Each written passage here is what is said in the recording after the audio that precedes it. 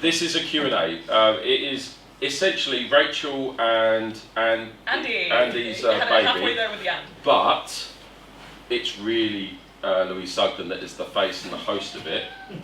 So let's, Louise, do you want to start it off with, I guess, what the documentary What meant to you? it is, yeah. So when I first quit Games Workshop, I got an email which I thought was spam because it asked me, it was like, hello human, we are very interested in your line of work and we would like to make a documentary if you're interested in participating. There wasn't like a for free or anything, so I was like, alright, this is definitely spam. So I replied with, are you spam? And it was Rachel that sent the email. So Rachel jumped on a video call with me, and I recognized her because we go LARPing together. So if she tried to scam me, I would hit her really hard with a lightning bolt. So that was fine. And she wanted to make, she'd done some other very like niche little documentaries about like niche little communities before, and she was like, I want to do one on miniature painting. I think it's cool. And there's always that risk when someone's like, you're a nerd and I want to make a documentary about you, that they're just going to be like, they make it and then they're like, oh, you guys are all nerds, and it seems really nice when they're doing it. Yes, exactly. And then they like the spin is, and then they're all the wizards of loneliness. Look at them go. But like, which was a title that we played with, the Wizards of Loneliness. Yeah. But I'd seen all her work, I go LARPing with her, I'm like, it was mutually assured destruction, because I was like, well, I'll make a documentary about you. So, and after that, it was just like, find like essentially like the Avengers of miniature painting. So we used our contacts, basically, because all of us like no other nerds, to try and get a group of people who were very diverse in the way that they do miniatures, because I just left Games Workshop. Rachel had emailed Games Workshop to be like, would you like to be part of our project? We're talking about miniature making, and obviously you guys are like the face of this kind of like thing and are very recognizable. Would you be interested? And they emailed her back saying, we're not interested in your little project. Wow. In your little... It was unnecessary. So at that point we were like, fuck 'em. Which is why... Just put her in the spam. Like yeah, literally, no, they said little project, and we were like, ooh. So in the intro, if you watch the intro, there's this scene where like it zooms into the Space Marine and then it goes past it, and that was our little kind of like, fuck you guys. So yeah, after that, it was essentially just assembling a very diverse, I'll say team of people that work and kind of hobby in the miniature sphere, and it's these guys here were on the list. And yeah, the whole documentary is just a bit of a passion piece about what the hobby is, miniature painting especially, not so much the gaming part, more like miniature painting, and kind of the different places where if you're new to it, you can fit in. And it turns out that there's a lot of them other than Warhammer, and that's really what women and stuff. Shocking, many such cases. But yeah, and I really love it. I think it's so cute, and like I said, I've seen it so many times now, and I have to look at my face really big because they never show it like that big, so it's always my face like massive. So I don't love that, but it was like don't love that slight criticism there. Rated it down on IMDb. Oh, I did, yeah. Same. 2 out of 10. There was something Louise's face. very stressful about seeing models that big. That as zoomed well, in. I'm sure. Yeah, but They're not designed to be looked like. no, with macro lens, like we got the probe lens. Did you see the probe lens? Oh my god, the probe lens. If you don't know, there's a camera lens called a probe lens, and it's like that long, and it's how you make a miniature look like it's the size of a skyscraper, and it's incredible. But then you're like, I can see my weird, I don't know where that came from, hair. That's probably been there for about 5 years. I'm gonna throw up. But I love it. I think they did a fantastic job of putting it together and finding everyone, and it kind of like, I don't know, it brought a lot of people together. I think I met you via GriffCon, but you were involved, and then I met you for the first time, and then I was like, you're okay actually? No, I'm joking. we invited yourself and Peachy to GriffCon, yeah. And then literally within Rachel 2 came with weeks, us, that was it. literally within 2 weeks, you're like, we're doing this thing, do you mind if we film? I'm like, yeah, of course, why not? I mean, who would say no to wanting to be filmed? GW. Yeah, but when you were just saying then about your miniatures being on that epic scale, I'm sorry, but every single person's work in that documentary was incredible. Oh, I mean, like, I'm biased, but I really love your stuff. Because along with the documentary, a lot of people are asking, like, where is it? Why can't I watch it on YouTube? Like, why isn't it publicly available? It's because it was commissioned by an art gallery, and the big thing was it was the first ever time that there had been miniatures in an art gallery, like fantasy wargaming miniatures in an art gallery space. And I was like, that's really cool. So the art gallery, and I guess Andy and Rachel sort of own the documentary, which is why it's not yet publicly released. We're looking at getting that done so that you can go on YouTube or wherever, or Netflix, that would be cool. But yeah, as far as the exhibition that went along with it, I think your miniatures looked like they fit in there. Have you guys seen, Laurence? It's incredible. It looks... Yours are huge, aren't they? Yeah, like bigger than me. If you stand up, they're the same size as you. Yeah, like, it's literally, crazy. with Laurence's, I went to the Premiere. The premiere is Which one? the one in Scunthorpe, the original premiere, and the work that Laurence had there, it was this big, almost not spherical, but it was going up and then out and then in one, and it was big and round. The tower. Yeah. The tower, yeah. But you could look at that 1,000 times and see a different narrative from different models interacting with each other inside that. I found it just literally, I could lose myself in this work. Yeah, I think you were perfect for the documentary because a lot of what they wanted to talk about was storytelling in miniature, and I think like you were ideal for that. Did anyone read Richard Scarry books as they when you grew up? Mm-hmm. Yeah. What nerd? Yeah. Nerd! Basically, huge amounts of detail and like little tiny stories, and each page would have like thousands of like tiny little things on it, and I love that. It's so much fun, and making things on a larger scale. Like, you can do that with minis because it's just like, oh, I can put it all there. I can. It would take me 8 years to paint. I was just Speeds it up faster. Rattle cans. I actually read on YouTube that you just spray models, so... Oh my gosh. You just spray them. And it just And then it just paints itself. Yeah. And to be honest, also like I'd use oil paints as well, which have got huge amounts of coverage, so very good for large things. But every single time I make one, I forget that they take so long to dry. And then the day I have to take a photo of them for a competition, send them off, I get covered in oil paint. So yeah, it's always really good. But yeah, I mean the exhibition space was a converted, deconsecrated church, so it was like the perfect environment for any kind of like grim dark.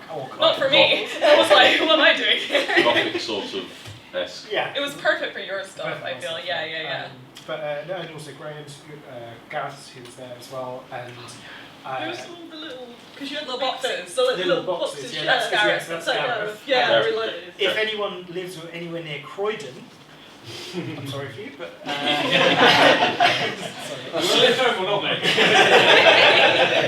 Croydon has lovely bits, but there's a converted department store at the moment which has got 2 levels, and there's an exhibition of different people's hobbies in it at the moment. So there's lots of Warhammer stuff, there's lots of sculptures, ceramics, like glass things, and I think there's about 14,000 objects, so it's like a cave. And part of the reason we both got into that was because of the art and miniature exhibition, which is really cool. Oh, that's so cool. It's so good to be able to like list something now and be like, I have been in this, It was- please give me another exhibition. Just keep it coming, yeah. It's that launch pad that the documentary provided. I was going to say, like, what were your reactions to being asked to be in this kind of documentary? Because for me, yeah, I thought it was fake and spam, and I was like a bit suspicious about the intention. Well, Rachel emailed me through LinkedIn, which Wild. so I immediately thought it was rubbish as well. Yeah. And also Rachel. didn't get it for weeks because I don't check my LinkedIn. So how has she found my LinkedIn? So, like, Oh, she loves LinkedIn. She loves LinkedIn. But it was like when when she explained it and said that they were focusing on the fact that it's an art form and it's also an accessible art form that people can get into, and it attracts a lot of people from like diverse backgrounds, and often people who don't consider themselves to be artists and yet have the most amazing art skills you've ever seen in your whole life, and they're like, I'm definitely not that, and yes you are. And so I really liked the concept. I thought it was just such a nice thing, and a bit free promotion. I want to ask Annie, your involvement in the art in miniature. How did you get involved, and what did you sort of take from it and get from it, and what did it mean to you? I immediately jumped at the chance. Yeah. I ignored Rachel forever and was like the last person that they got. I'm really rubbish at replying to emails that aren't urgent. I went, oh yeah, you want me to be in your thing, whatever. And she kept sending them, and then across different platforms, and I just kind of was like, oh yeah, I should probably deal with that. Should try LinkedIn. Yeah, she could have tried LinkedIn. I'm not. I think the message here is to always message us on like Instagram. Yeah, It's for some reason Instagram. Yeah. If you're ever trying to get hold of me, email is the best. I will take a long time. Yes! Rare. Things like Instagram and stuff, they just get lost amongst things and spam. And they're like, hello, sir or madam, I'm interested in product. Once I think she then name dropped you at one point, and I was like, oh, Louise! Yes. I enjoyed it because something I'm very passionate about is the miniatures being seen as art, especially the sculpt. So it was very painting focused, but I also was just like sculpts also. Yeah. Because I think some of the miniature sculptors are so talented, and it's almost like they're disregarded because it's in wargaming. So in that space, like you appreciate them, you're like, yay, they're cool minis. But outside of that, you're just like, oh, they're just. We wouldn't have anything to paint them. Just like so I've got an arts background, so from art galleries and things, and I'm like, these belong in an art gallery. It's just baffled me, and I see some of this and all the things I studied when I was studying art, and I'm like, these are the sorts of things, but just because they're not old, I don't know. Or because they're not huge. Yeah. Because I was like, these are the Michelangelos are that small. Like, they're so talented, and just no one really sees them outside of people that are using them as gaming or painting figures. So I was really chuffed with the whole idea of it. I was like, because I was always on this route to being an artist, and then accidentally founded a wargaming company. I was really a bit like, oh, as you do. Farewell. And I did drop out of my art degree 2 years in. Because I'm not into the, what's the word? I'm not into it, so I can't know what it is. The what? The art world. The art world. No, I love the art world. No. Some of it. Finance? I'm forgetting the word, but it will come back to me. Earning money While from your job. you remember it, shall we open it out No. to... You got something to say? I'm gonna remember it. There's a word! There's a word! I'm so sorry. What's the thing where you put lots of stuff into something and then you can't leave? Sunk cost Oh, investment! That's it. Yeah. So Yeah. even though I was 3 years in, Right. I went, no, I'm against the sunk cost, I'm leaving. And then I was always a bit like, my arms. But then I was like, I made it into a gallery! Yes! Finally actually did it, even though I don't think any of my paintings in there. But I designed the sculpts. And then they sold it in the museum, which is so cool. They were on display. Huh? At the exhibition. Oh, yeah. Annie's painted. Oh yeah. Yeah. So mine were in the dark corner. Oh, that's so sad. But in the day, it was funny in the corner. It was in the light. It was like It it was in like a nice atrium, but then there were no lights. So when we got to the thing, I was like, Sad. also these. Here's my dark corner. But They were in the documentary loads. they were, yeah. Especially the guinea pigs. Yeah, There was a great battle scene between my goblin and your guinea pigs. So the gallery then said, oh, could we stock the minis? And I thought it was a bit of like a sort of polite gesture. So I was like, okay, but selling them outside of a wargame shop. And they still sell them, like, That's long really after cute. the exhibition. Yeah. And we still have an ongoing stocking thing with them, and they sell them. And now the people of Scunthorpe know that they can get the BadSquiddo models from random art galleries as well. So, like quite a lot of people are like, oh yeah, pick them up at the gallery. I feel like they wouldn't be out of place in any museum. I think because it's that whole like, what do I do with it if you're not a gamer? Leeds Armory sells Warhammer. Not What anymore. like No. Middle Earth miniatures. Really? Oh, sad. You should try and get into the Imperial War Museum. Yeah, literally. Yeah, that's a good show. I think they'd love that. In fact, I'm on I'll check you I have Second been then. talks in various places. No, it's been, I've been around to quite a lot of places this year, chatting to different museums and galleries and stuff, trying to get them out there Yeah. more. Yeah. Awesome. Yeah, direct. Because like in the Leeds Armory, which is one of my favourite places ever. It's and so I'm like, all right, John, getting there. How's it going? How's the kids? But there's a big actually court diorama there with Perry miniatures. There's loads there. And There you go. Yeah, that's an in. I might just put my Joan in there. We do need to move on. Can someone tell me the time? Time you gotta watch. We have 6 minutes. We've got 6 minutes before these three wonderful people, I don't know if all of them are doing it or not, are due up at the speed painting. That's So, just like, oh my gosh. Okay, questions? well, hello, yes. Right, Hi. hands up high so we can say, right, there we go. Rouge Hobbies, because I'm biased. So it was really cool to see like the perspective of like the painting side of the documentary, like you mentioned, and as Annie mentioned a moment ago, like the sculpting side of it. Is there potential for there being a follow-up looking at so many of the sculptors that like put those miniatures together as well? Because so much of your medium is that initial kind of craft of making this huge monolithic piece. Yeah. But when you've got the likes of Trish Carden and Bob Naismith doing like their documentaries and their chats for like film their miniatures or with like Peachy and stuff, is there going to be more of that for like sculptors as well? Because it'd be cool to see the people that put those minis on the table in the first place, as it were. Rachel answered this on Thursday Did night. she? Yeah, so I can give a almost verbatim answer, which is at the moment in time, due to the relationship between Rachel, Andy, and the gallery, they are trying to get something sorted, but they had 16 terabytes of footage. And Bob Naismith's interviews, like, is it an hour long? Oh, yeah. There's so much 2 hours to long. get into the thing, It yeah. was Bob Naismith's interviews 2 hours long, and they basically said if they can make it happen, they will. The Bob part is my favourite. I love Bob. But certainly on like our podcast and stuff, we're also looking to get on classic sculptors because they all live around Nottingham, so we might as well. You've had your hand up for ages, so let's pick you.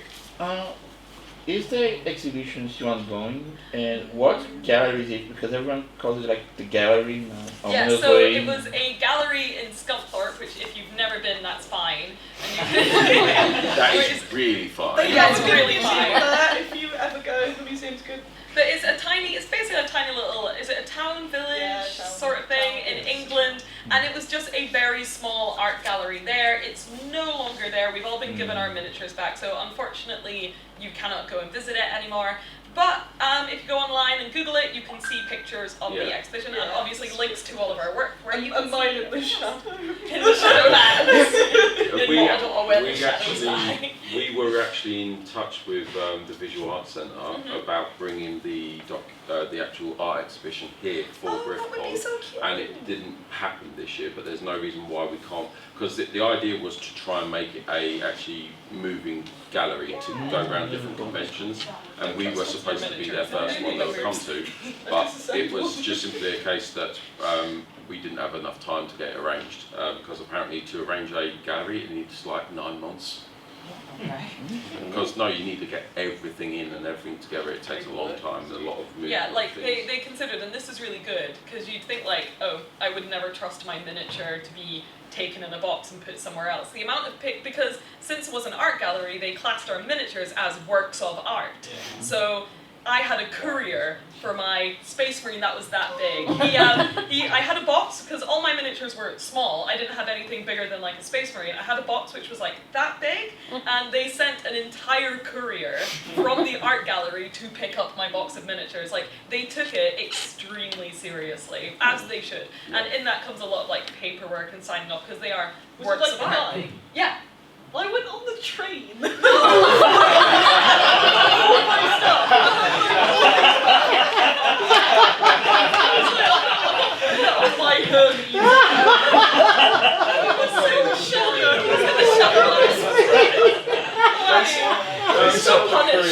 you know, some of those models came from like the far ends of Europe, and they sent that courier to go. Yeah, it's like, oh, that's good. I just get on the train. Get on the train, and then I walk back the train. No, we had your miniatures in the car, sir. We had spare miniatures in our car. That was the first load. Okay, good. Okay. Because I was really ill. So I was really ill for the whole of that documentary.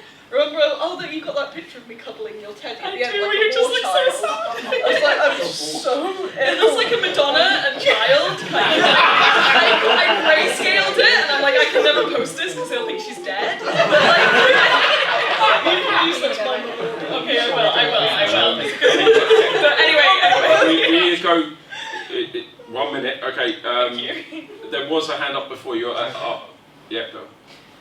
So I was really pleased by the exhibition film giving more credibility to miniature art, because I feel like I'm proud of a lot of the miniatures that I've painted, but I still feel I'm not, I don't have the support to have a display cabinet at home, and I think it's because it's seen as nerdish toys. You know, what more can be done to give credibility to art in miniature? Really tricky question, because I feel like we do everything we can, but it's on other people to kind of believe us. Like, I think the thing that I've heard a lot is, oh, isn't it just like colouring in? Like, they've gotten to the point where it's like, yes, you are doing this, but then it's like, oh, it's not that impressive, it's just like colouring in. Isn't that literally every art ever? No!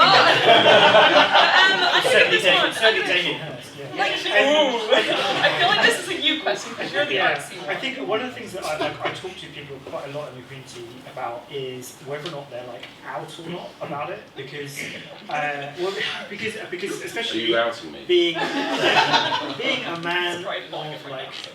pushing 40, there's a lot of shame in it, and there's a lot of shame like from childhood around it, and people are kind of they're still stuck in the sort of mindset that people are going to super judge them for it, and that's going to be very negative. And one of the big nice things I've noticed is that the younger people tend not to give a fuck. Because they're just like, I like this thing. This thing brings me joy.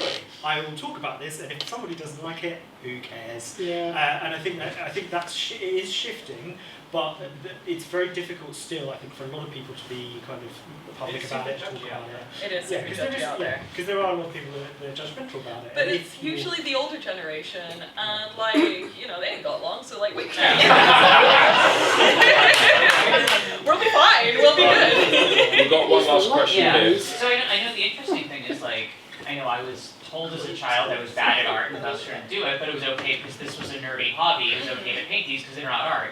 But I think some ways, since it reaches people who don't think of themselves as artists to do art, have you ever thought of like, and since you do so many classes for kids, of like maybe in a kid's art class showing this? Oh, I'd Or love something. to. I think, like, this is why I'd love the documentary to be more widely available, because I think it's such a great resource for, like, that nerdy little kid whose parents don't get it, who's like, why are you doing this? You'll never make any friends, you should get out and play football. To be like, here, Mum, watch this. And to see that it's like, oh, it's a job, it's a career, it's a hobby, it's a way of making friends, it's all these things that they think it isn't, but they're just like, they just don't have the means to see it, and I would love it to be like, They're ignorant, but it's not their fault.